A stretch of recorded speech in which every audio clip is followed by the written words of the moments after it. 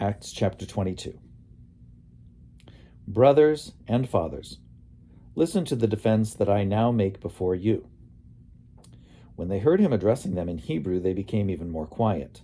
Then he said, I am a Jew, born in Tarsus in Cilicia, but brought up in this city at the feet of Gamaliel, educated strictly according to our ancestral law, being zealous for God, just as all of you are today. I persecuted this way up to the point of death by binding both men and women and putting them in prison, as the high priest and the whole council of elders can testify about me. From them I also received letters to the brothers in Damascus, and I went there in order to bind those who were there and to bring them back to Jerusalem for punishment. While I was on my way and approaching Damascus about noon, a great light from heaven suddenly shone about me.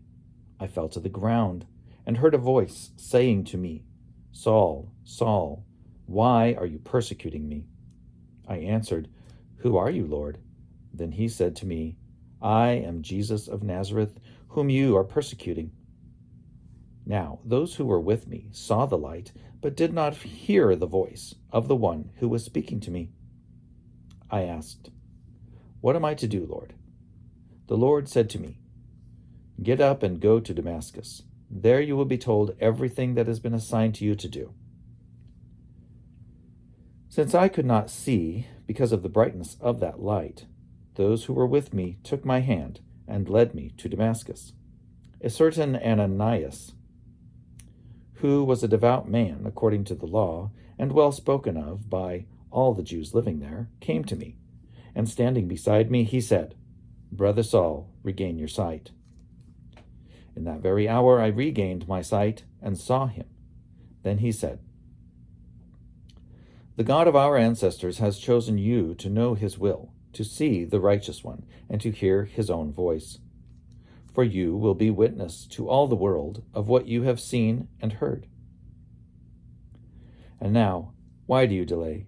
Get up, be baptized, and have your sins washed away, calling on his name. After I had returned to Jerusalem, and while I was praying in the temple, I fell into a trance and saw Jesus saying to me, Hurry, and get out of Jerusalem quickly, because they will not accept your testimony about me. And I said, Lord, they themselves know that in every synagogue I imprisoned and beat those who believed in you. And while the blood of your witness Stephen was shed, I myself was standing by approving and keeping the coats of those who killed him. Then he said to me, Go, for I will send you far away to the Gentiles. Up to this point they listened to him, but then they shouted, Away with such a fellow from the earth, for he should not be allowed to live.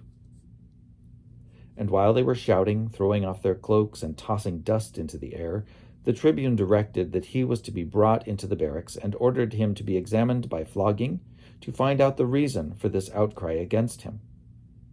But when they had tied him up with straps, Paul said to the centurion who was standing by, Is it legal for you to flog a Roman person who is uncondemned?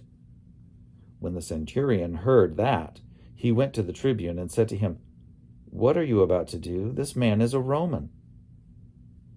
The tribune came and asked Paul, Tell me, are you a Roman? And he said, Yes. The tribune answered, It cost me a large sum of money to get my citizenship.